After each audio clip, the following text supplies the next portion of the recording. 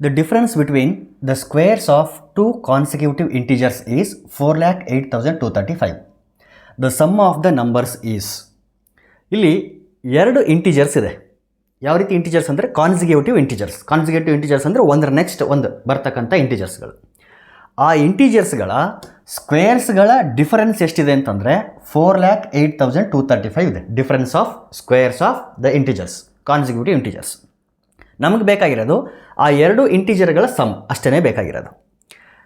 ಏನು ಮಾಡಿ ಅಂತಂದರೆ ಲಾರ್ಜೆಸ್ಟ್ ಇಂಟಿಜರ್ ಎಕ್ಸ್ ಆಗಿರಲಿ, ಸ್ಮಾಲೆಸ್ಟ್ ಇಂಟಿಜರ್ ವೈ ಆಗಿರಲಿ. ಮತ್ತು ನೆನ್ಪಿಟ್ಕೊಳ್ರಿ, ಇವೆರಡೂ ಕಾನ್ಸಿಕ್ಯೂಟಿವ್ ಇಂಟಿಜರ್ಸ್.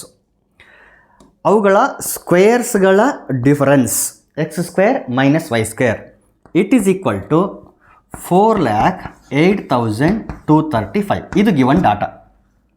ಓಕೆ, ಇದು a square minus b square ಅಂತ ಇರೋದ್ರಿಂದ ಇದನ್ನು ನಾವು a plus b into a minus b ಅಂತ ಬರಿಬೋದು. Therefore x plus y into x minus y ಆಗುತ್ತೆ.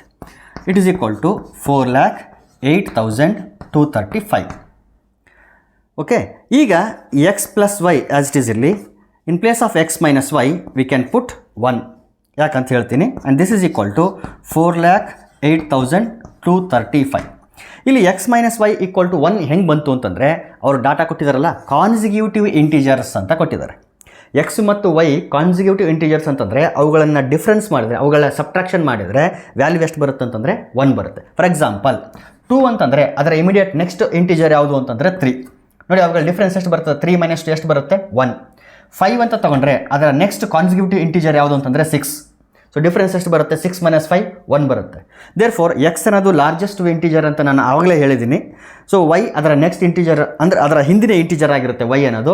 ಸೊ ಡಿಫ್ರೆನ್ಸ್ ತಗೊಂಡಾಗ ಎಕ್ಸ್ ಮೈನಸ್ ವೈ ಡಿಫ್ರೆನ್ಸ್ ತಗೊಂಡಾಗ ಎಷ್ಟು ಬರುತ್ತೆ? ಅದು ವ್ಯಾಲ್ಯೂ 1 ಬರುತ್ತೆ. ಹಾಗಾಗಿ ಎಕ್ಸ್ ಮೈನಸ್ ವೈ ಪ್ಲೇಸಲ್ಲಿ ಏನು ಹಾಕ್ಬೋದು ನಾವು? 1 ಅಂತ ಹಾಕ್ಬೋದು. 1ಅನ್ನು ಈ ವ್ಯಾಲ್ಯೂ ಜೊತೆ ಎಕ್ಸ್ ಪ್ಲಸ್ ವೈ ಅನ್ನೋದು ಯಾವುದೋ ಒಂದು ನಂಬರ್, ಆ ನಂಬರ್ ಜೊತೆ ಮಲ್ಟಿಪ್ಲೈ ಮಾಡಿದಾಗ ಇದೇ ವ್ಯಾಲ್ಯೂ ಉಳಿತದೆ, ಎಕ್ಸ್ ಪ್ಲಸ್ ವೈ ಮಾತ್ರ ಉಳಿತದೆ. Therefore we get x plus y equals to 4,08,235. ಇಲ್ಲಿ ಎಕ್ಸ್ ಮತ್ತು ವೈ ಅನ್ನೋದೇನದು? They are consecutive integers. ನಮಗೆ ಬೇಕಾಗಿರೋದೇನು? Sum of the numbers. So ಆ ಎರಡು ಇಂಟಿಜರ್ಗಳ ಸಮ್. ಸೊ ಡೈರೆಕ್ಟಾಗಿ ನಾವು ಅದೇ ಒಂದು ರಿಸಲ್ಟ್ಗೆ ರೀಚ್ ಆಗಿದ್ದೀವಿ. Therefore sum of integers is 4,08,235. ಅಂದರೆ ಅವನೇನು ಡಿಫರೆನ್ಸ್ ಕೊಟ್ಟಿದ್ದ ಅದೇ ಡಿಫರೆನ್ಸ್ ಸಮ್ ಕೂಡ ಆಗಿರುತ್ತೆ. Therefore fourth option correct.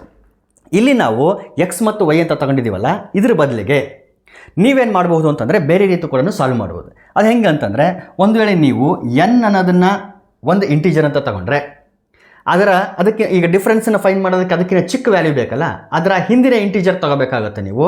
So ಹಿಂದಿನ ಕಾನ್ಸಿಕ್ಯೂಟಿವ್ ಇಂಟಿಜರ್ ಅಂತ ಹೇಳಿರೋದ್ರಿಂದ ಹಿಂದಿನ ಇಂಟಿಜರು ಯಾವ ರೂಪದಲ್ಲಿ ಇರುತ್ತೆ ಅಂದರೆ n-1 ಫಾರ್ಮಲ್ಲಿ ಇರುತ್ತೆ. ಸೊ ಒಂದು ಎನ್ ಆದರೆ ಇನ್ನೊಂದು n-1.